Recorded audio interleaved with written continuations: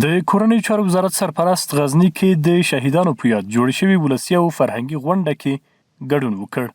د کورنیو چارو وزارت سرپرست محترم خلیفه سراج الدین حقانی د غزني ولایت په ګیلان ولسوالۍ کې د شهیدانو په یاد جوړ شوي ستره ولسي او فرهنګي غونډه کې ګډون وکړ.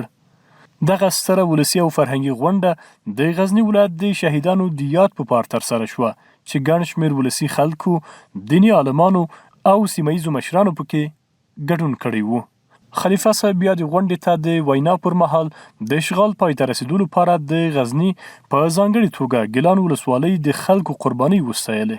په وینا یې له دې سیمې څخه ډېر استشهادي او مجاهد ځوانان راټوکېدلي چې د هېواد د ازادۍ لپاره یې بېسارې قربانۍ ورکړې دي.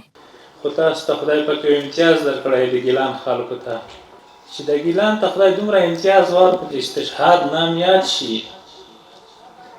بلا پوښتنې موږ تاسو د پښې خاور نه وي، تاسو په وجه باندې موږ نن هسکه غاړۍ لوړه شمله ګرځو.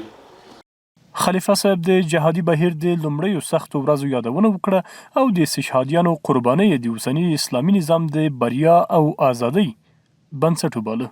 نوموړي ټینګار وکړ چې د حاکم اسلامي نظام بقا او پرمختګ د ولس په ګډ کار او همکاري پورې تړاو لري. پرون مو چې د سر په قربانۍ دا نظام ګټو، نن په د خپل بدن او روح او په د سر په د ستړیا به زه دا نظام ساتمه. کوشش کوم دغه وي چې اراده او عزم مو لکه په د شل کلنۍ جهاد کې په لوږه تنده په وظیفو په زیرو د خپله مبارزه ژوندۍ وساتله.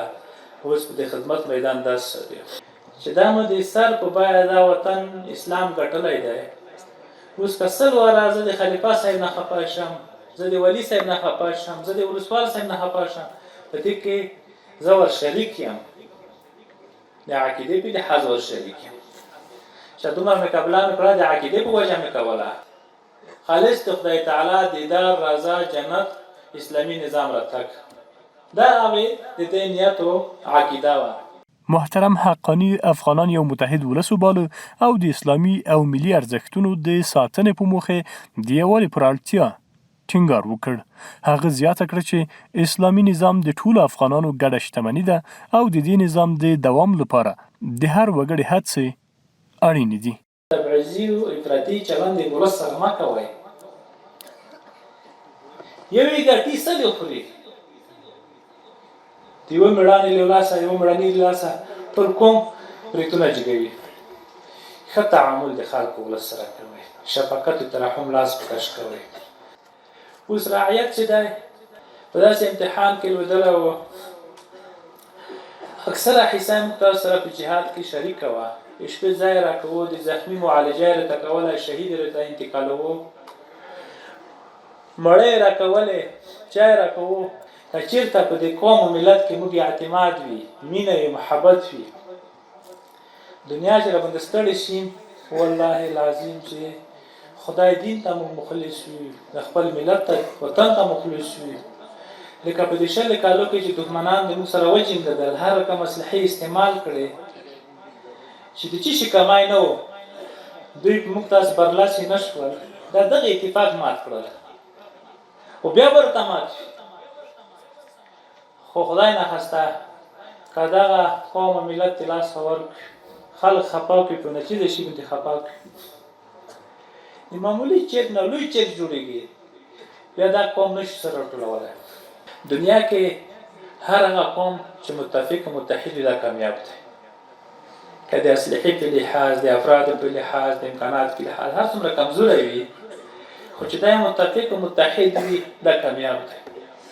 خو ناکام څوک د هغه قوم چې په کوم ډله کې، په کوم قوم کې، په کوم منطقه کې، په کوم حکومت کې اختلاف وي، ذریعه د شکست ګرځي، د ناکامۍ ګرځي. نوموړي مسؤلینو ته سپارښتنه وکړه چې له نرمۍ او اعتدال څخه کار واخلي، د عدالت او برابري پر بنسټ له ولس سره چلند وکړي او د خلکو ستونزې په پوره اخلاص او ژمنتیا حل کړي. ته د دین عظمت وروښیه، د دین کرامت وروښیه، د دین سره یې ته الفت، مینه، فکر جوړ کړه.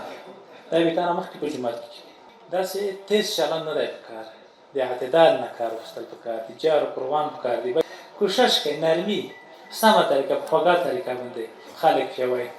سختۍ په نتیجه کې تاسې ماته وښایي که هغه کور هغه ځوان تاسې اصلاح کړی وي، زه درته ضمانت درکوم چې تاسو نرمي ورسره وکړئ، یو څو ورځې در دعوت کړئ، کوشش وکړئ جومات ته یې راوغواړئ، ولسوالۍ ته یې راوغواړئ، سبق ورته وښایئ، خوږه ورسره وکړئ، خیر په یوه ورځ یې په ځان سره استخدام کړئ.